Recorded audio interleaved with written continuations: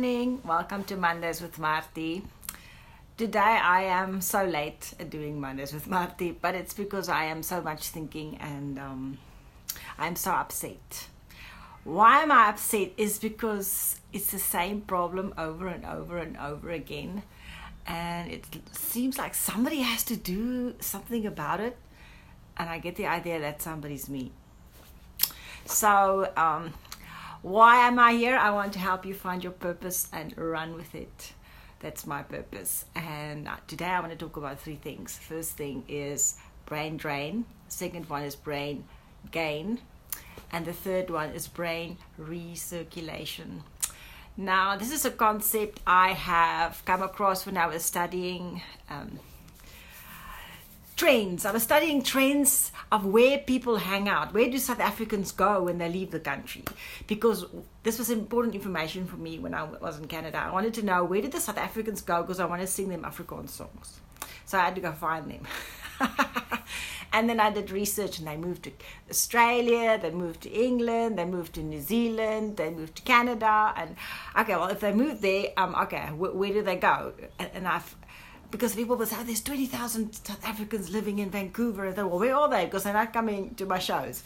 So I did research. And in my research, I found this article about brain drain, brain gain, and brain recirculation. And for me, it makes a lot of sense. So if you look at the stats, which is interesting because you want to know or understand the world around you, every 10 people that leave the country, like South Africa, is 8 of them are highly skilled workers, and 6 jobs are created by one skilled worker. So here at that stage, my husband and I, we were in Canada creating 12 jobs for people in Canada, and leaving 12 people without jobs in South Africa. So this is a very touchy subject. But so that's the brain drain. Okay, now the story hasn't got a bad ending yet. Okay, so brain gain had to happen. Brain gain happened for me in the sense of working in the operating room, working in ambulatory care in Canada now, and redoing my nursing course, redoing all my nursing exams, having children in another country, learning how to raise children that they can share and love each other, and the whole best of it. And it's a first world country, right? Canada is a first world country. And so that was my brain gain of learning how to do things differently, how to buckle up your child in a car seat and make sure that they know about road safety and share and no bullying and all the rest of it. So that was the brain gain. And the brain recirculation. Before I go on to the next one, the important thing was looking for a job, because it was a very tough process of thinking you're a nurse in Canada and you're going to find a job, right? So and it didn't happen. I really looked for jobs. I was knocking on everybody's doors. I mean, there's only so many places that nurses can work, and I was knocking on all the doors, and here I am with a baby. I don't have any support system that's going to take care of the baby, especially in the snow. You know, if there's a lot of snow outside, it's sort of like, well, then you have to drive. Nurses start early, 7:15. So you have to drive the baby wherever, drop it off, and then go to work. But then getting the baby in the car, you have to do the snowsuit and the snow shoveling and the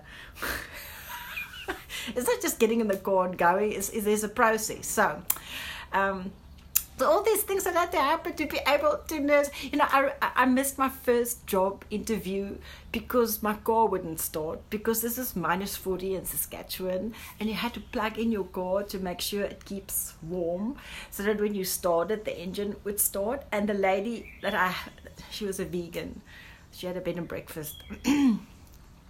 She wouldn't let me plug in my car, so I couldn't go to my job interview because the car wouldn't start.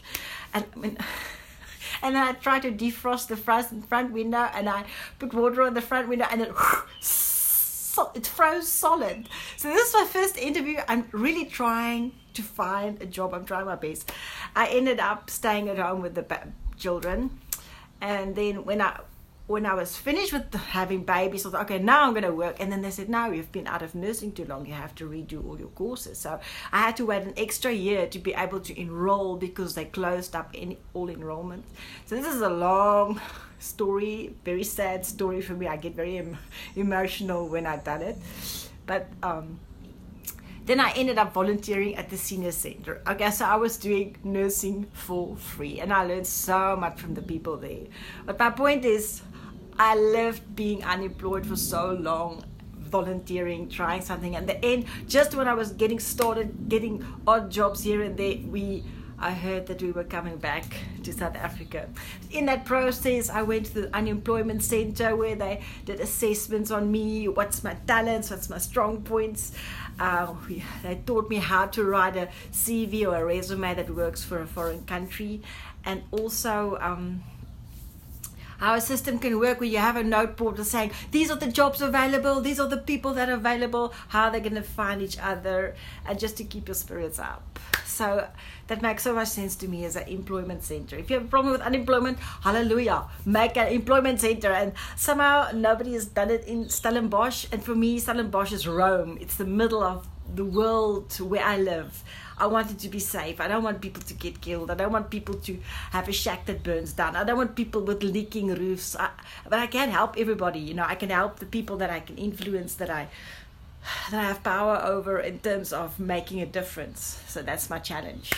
So that's brain gain, when you learn a lot from a foreign country and how they manage their problems. And then comes brain recirculation. It's when you hear, oh, I'm going back to South Africa. Hallelujah. Begrawe my in South Africa. You will hear that's on my new CD. Is one of the last songs. So, but that not too early. You could bury me in South Africa, but not before my time, please, because I still have stuff to do. So you bring all that knowledge and you bring it back. It's like, what did I learn? And this is what I did. So I looked at how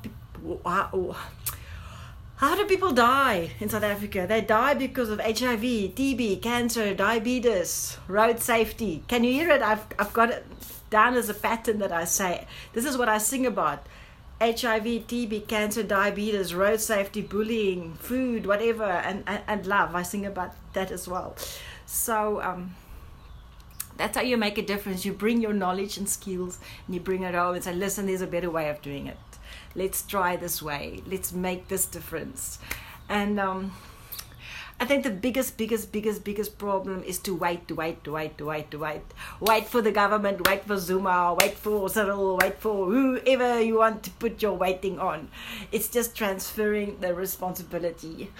The biggest luxury is not doing anything and just living and breathing and not making a difference. And I know people in South Africa already make a big difference. But the thing is to go and find out. If you don't tell me there's homeless people in Stellenbosch and we don't know how many there are.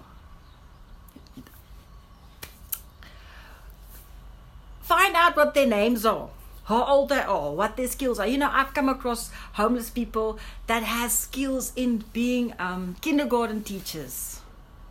I've seen them go through their bags that they carry around everywhere with them, where they can just page through it and take out one thing because they know exactly what it is. That guy's organized. He sleeps on the street every night. He knows how to do it, but I can't do it. He's really good at it. He's got skills. You just need to know how to take that and channel it. So can please somebody get me an appointment with the kings and queens of the day, and that will be the mayor, because she doesn't want to see me. So she says, I'm so sorry to hear about Zetler that died. That's so sad. I'm like, yes, it's very freaking sad. I'm waiting for an appointment to make a really good, big difference. And it's not like I'm just got up this morning and had a great idea. It's because I know I have influence, not because I'm so great, but because God gave me a talent to positively influence people. But unfortunately, I cannot, do it on my own. I need some support or resources, like a space where I can set up an employment center, just start something. Because you know what? I'll tell you what. There's people that live in Kayamandi, that's our township, They have papers, they have degrees, they want to work. They've been disheartened, they're depressed because they can't take what they have or what they want to contribute because nobody wants it. And for me, it's like, let's put you guys up, not in a house, but in a double-story house where you can have your business downstairs. You know, it's just to show a bigger picture, and then you solve the problem.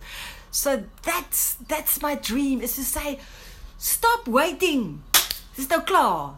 Go, get over it. We feel sorry for you, but can we start doing something? Because you have got the CVs, the resumes. I see them. I've been copying and printing posters on flyers at Quality Copy and Print. And every day I'm there, there's at least 20 people traveling through with their resumes. And they look very, very employable to me. The thing is that they're going to create it for themselves. We just need to take hands and pass it on, because people are just waiting. And I mean, here I am in my community. We are planning to put a second wall around our neighborhood. It's like, what the hell?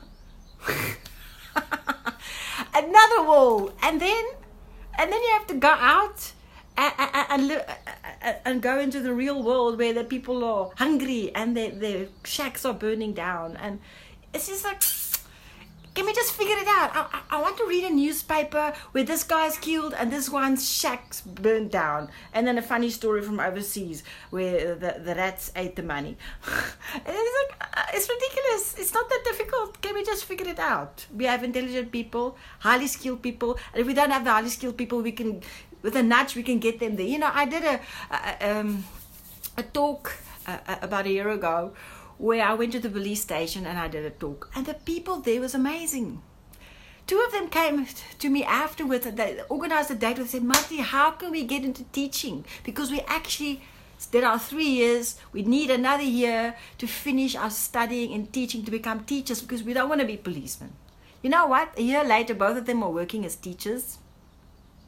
They figured out that they didn't even have to go finish their studies. They just had to pitch and start looking for work. So now we have 2 teachers that's living their passion, making a difference in children's worlds, and 2 open spots at the police station for people that maybe really want to do policing. So the thing is, people are going to upskill. So yes, here I am. I'm very frustrated. I think somebody has to do it, and maybe it's me. And maybe I can you can catch what I have, and you can think it's you that has to. And just walk with me. If I market freaking tea, missies, tea, cozies, buy it. Buy into the concept. What are you doing? I always, when I was dragging Wendy along with me, showing her everything, I would always tell Wendy, when I'm busy with something, you must ask me, what are you busy with? No. Who am I creating jobs for? That's my sole purpose. Because I understand, if we get new money in the country, then you can buy the tea cozies.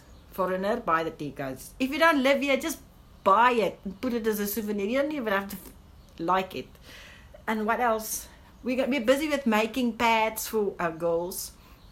Just buy it or sponsor it or something. The stuff I'm creating, it's not just because I thought it was a good idea. The other day I told daughters, please don't make more beads of anything. I don't want beading anything. I don't even make it because I don't want to buy it. Give me Xhosa lessons. That's much more useful to me. So that's the thing, is to start creating solutions for the problems and creating new work and creating products and creating new money that comes into the country. That's the secret. And I know this is not because I sucked in my thumb. It's because I read articles, I did my research, I understand the communities so well. It's not because I know everything. It's just I'm able to take things together and see a bigger picture, and it's not that difficult. So I want to go from Zep to Zettler. Zep was killed for his cell phone with a knife. Zettler was killed whatever reason. The thing is, in between, we need to figure it out. You know, this can't be keep on happening. We have to figure it out. So this is my summary for Mondays with Marthie: is brain drain when you leave the country. Brain gain when you become a very intelligent person that's a South African living abroad. And then brain recirculation is when you come home and when you contribute to our economy, because we do need you to make a difference. So come visit South Africa. We're good people here. It's just we have challenges, but everybody has challenges. I've been paging through the Time magazine, and trust me, Everybody's got challenges. And if we can figure it out, people will come and learn from us.